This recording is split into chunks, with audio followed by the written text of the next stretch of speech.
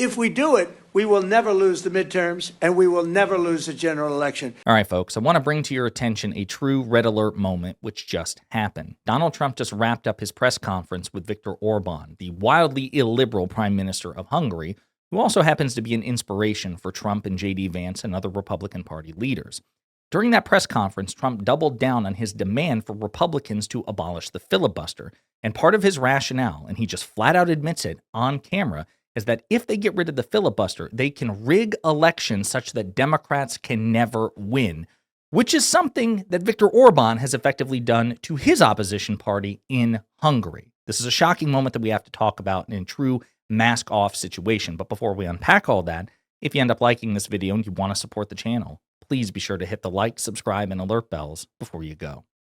All right, friends, we have several clips to play, but we're going to jump right into the one that matters most, where Trump just flat out admits it in a mask-off moment.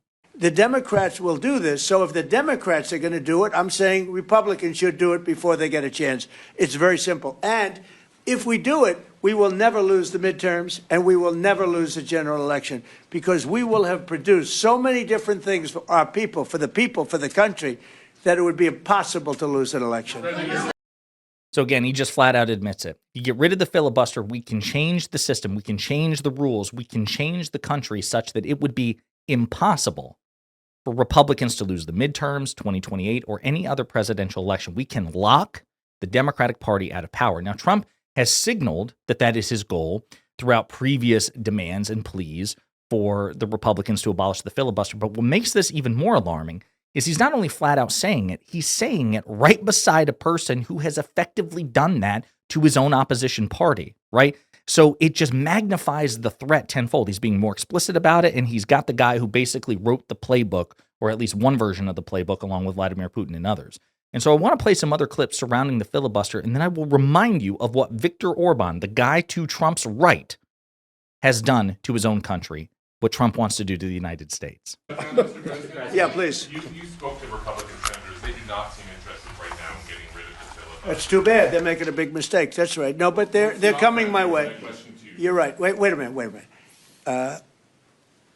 The way to do it for the Republicans is to terminate the filibuster. They call it the nuclear option. This is the second form of nuclear. Very good, very good. This is a good form. This is not a bad form. I would have been in favor of that a long time ago. But you know the Democrats are going to do that. And most of you will admit the Democrats are going to do that. So why aren't we doing it? And I think only a foolish person would be against that, especially when you realize that these are crazed people. These people are absolutely crazed. Trump derangement syndrome, whatever it may be.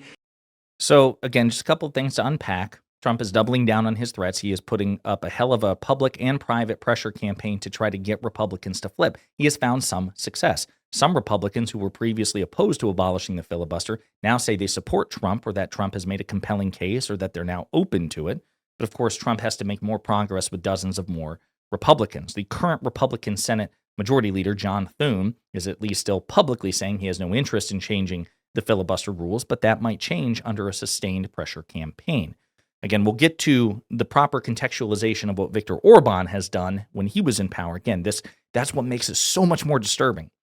But I will also point out that Trump has tried for years to get Republicans to abolish the filibuster. He tried to get it done in his first term, and Republicans led by Mitch McConnell said no, because we only care about two things, judges and tax cuts, and we already have ways to get around the filibuster, reconciliation, and the nuclear option. Mitch McConnell actually did make an exception for the filibuster to get Supreme Court nominees passed with a simple majority.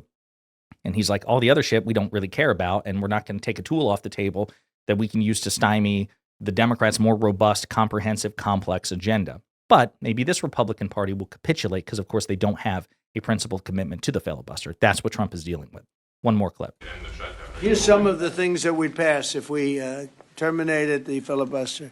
Voter ID, no mail-in voting, no cash bail, no men and women's sports, no welfare for illegals.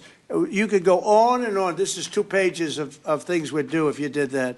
Without it, I don't know that you pass anything because you can't deal with them. They're really irrational. They really are. But so again, talking about how, all these things, most of them are, solutions in search of a problem. There's actually not an actual problem. This idea that Democrats want to give healthcare to illegals. No, they don't. And that's forbidden by federal law as it is anyway. So Trump's just wrong. I said that was the last clip, but actually I want to play one more in which Trump actually talks about how the filibuster is supposed to be a tool of bipartisanship. And then we'll talk about, again, Viktor Orban, the guy sitting to Trump's right, and why this threat is really alarming. Partisanship, because it seems like that's the main purpose of the filibuster, is to create some sort of compromise.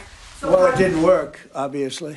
So how You're do you right. That encourage was the purpose bipartisanship? of the filibuster, bipartisanship, but that didn't work. So are you saying the next 3 years in Washington there shouldn't be? Well, no, some level of- if the filibuster is terminated, we will have the most productive 3 years in the history of our country. If the filibuster is not terminated, then we will be in a slog with the Democrats, and very little for either party will be done. So it's a good thing. Thank you very much, everybody. Thank you. So then he cuts it all off, right? Then he's like, okay, no more about the filibuster. Maybe I've said too much. All right. Again, really, really alarming. So let's properly contextualize it just in case, obviously most Americans, most of you are watching are American and you're more concerned about what's going on in this country. I totally agree. That's why this country focuses pretty much 95% of its content on domestic and electoral politics. I get it. But again, the fact that one of the most illiberal people, the illiberal leaders in the world, is sitting next to Trump. I mean, my God, Viktor Orban spoke at CPAC, which is the biggest conservative, political conference, right? He was like their premier speaker a couple of years ago, and I think he was twice, if I remember correctly. We need to understand what Trump is trying to do, what blueprint he's trying to follow. So this is from Freedom House, and they're investigate democracies. They do comprehensive write-ups and analyses of democracies, and they say Hungary has 65 out of 100. Political rights, 24 out of 40. Civil liberties, 41 out of 60. Partly free. Okay, let's take a look.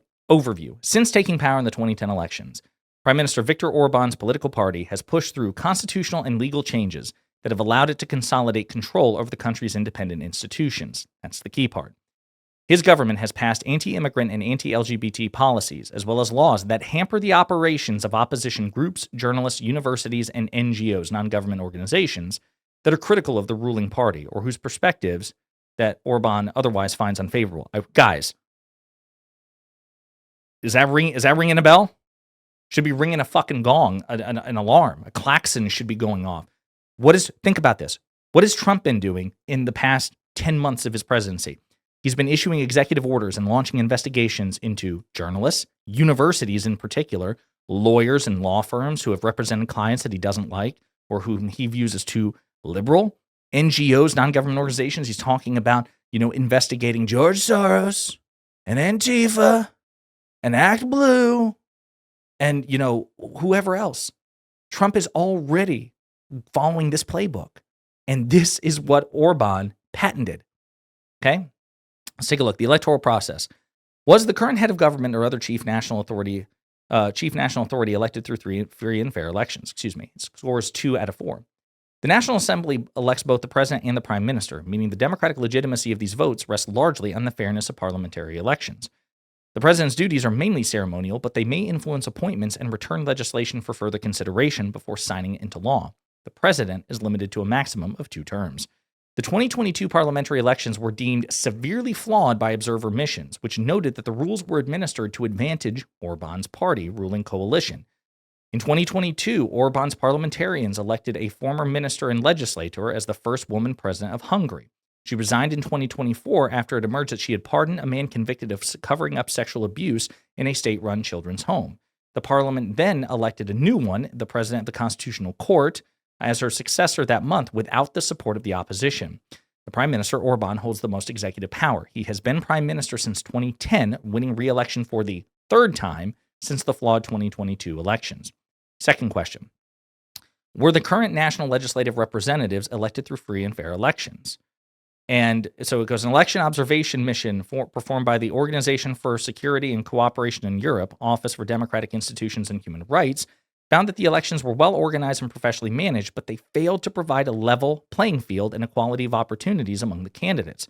Significant media bias towards ruling parties and the misuse of state resources hindered voters' ability to make informed choices.